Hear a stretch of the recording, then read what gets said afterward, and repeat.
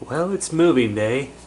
What free centimeters I have in this rearing jar are going to get moved to this 10-gallon tank here on the end. So we need to clean out the guppies in there, some of the mold on the bottom. There we go. We'll clean that out, move them to these unused 10-gallon tanks, and because we have another batch of fry here that are the double dark Pinoy. They've just, a lot of them have turned white here in the last day or so, but we'll go through, see how many of those have hatched, and then tomorrow there's another batch of the red koi. They're looking pretty good, not as many whites, maybe 20 or 30 out of the hundreds. So we need to get two kits set up for them too, and get all these ready to go. Okay, so the way I like to do this is pretty much the plop and drop method. I'll get the jar out here and can I do this one-handed? It's a good question. Let's put it in this bucket for the time being. Okay.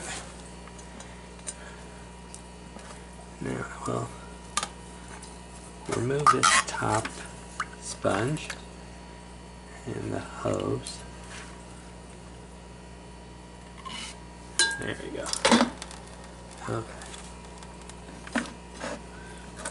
Drain off a little bit just so it's easier to move. Okay. Now, let's see how we can do this.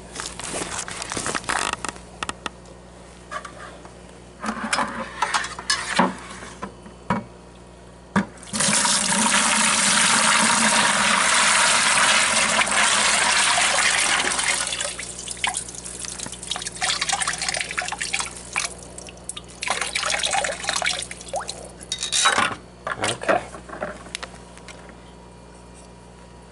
There's a few fry in there, at least.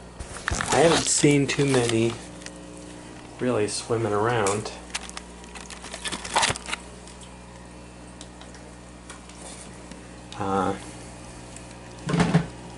Probably 20 or so of the 50 wigglers I originally put in there.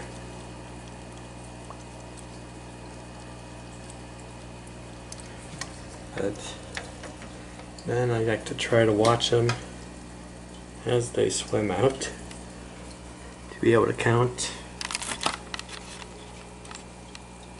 get a rough count of them. There's one coming out.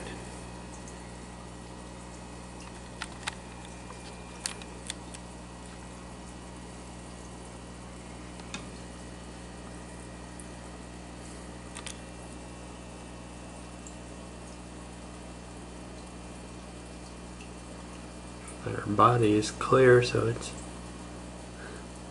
somewhat difficult. There's a second one near the top to venture out.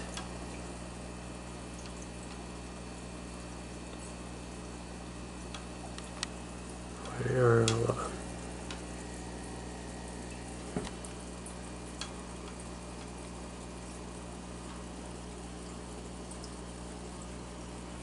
Well, let's see.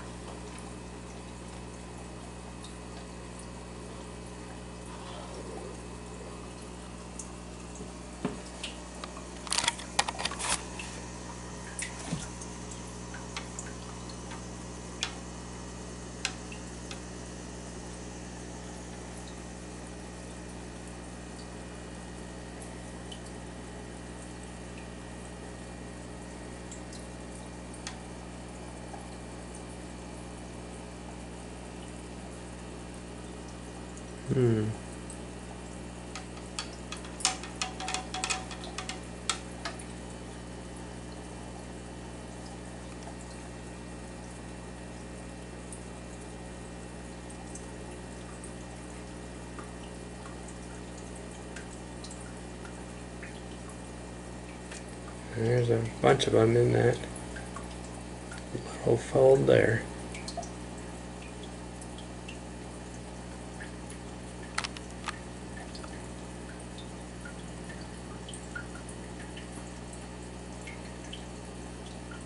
Three, 4. Wow.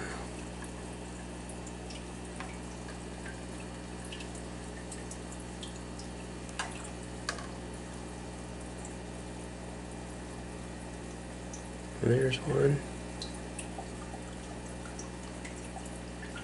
So maybe counted 5. I don't think there's any more in the net. May have missed some coming out. There we go. Give it a check over. I don't see any others. Okay. So now, I've used this turkey baster, pulled off a bunch of the eggs and stuff that fall to the bottom. But then I've got a pipette like this that I cut the end to be a little wider than the standard one. Well, here's how it comes originally. Now we just kind of, where are they? Blow these guys around to separate the wigglers from the dead white ones.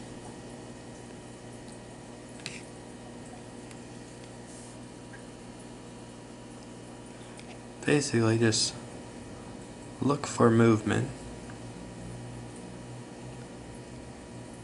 Here's one. Zoom in.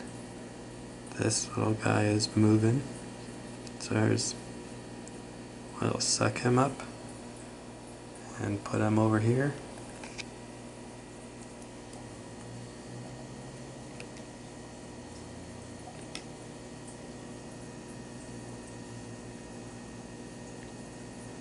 Sometimes he's get a clump of all white ones.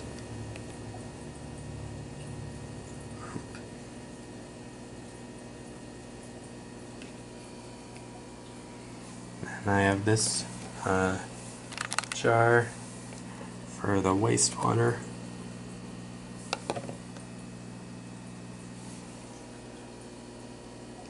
Ones that I know are no good. Unfortunately, these double dark Pinoy just have a very low turnout lately.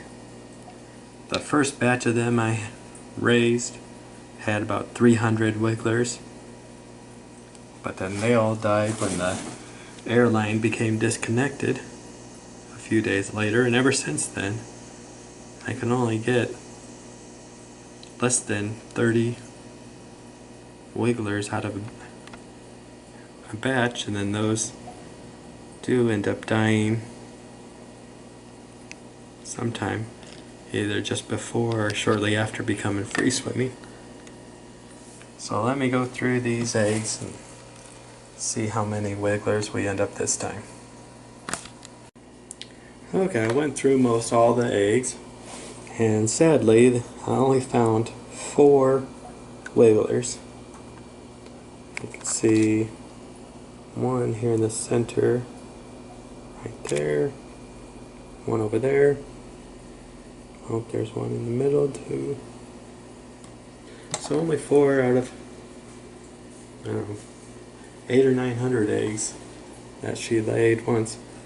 I have another jar here of some eggs that were not completely white. It's already been 4 days, so I don't have much hope of them hatching, but I'll leave them out and see what happens over the next day. So now we'll dump the few wigglers we do have in there, and then load up the rest of this spawning jar. Alright, now we'll place the jar. We have the air line hooked up.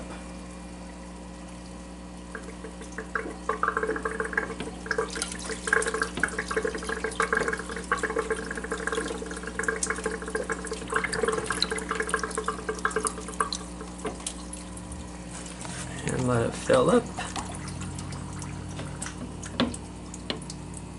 Oh goodness.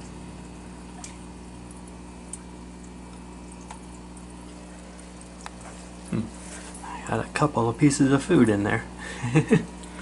Hold on. But anyway, that's set it up, turn on the air, and we'll wait another week.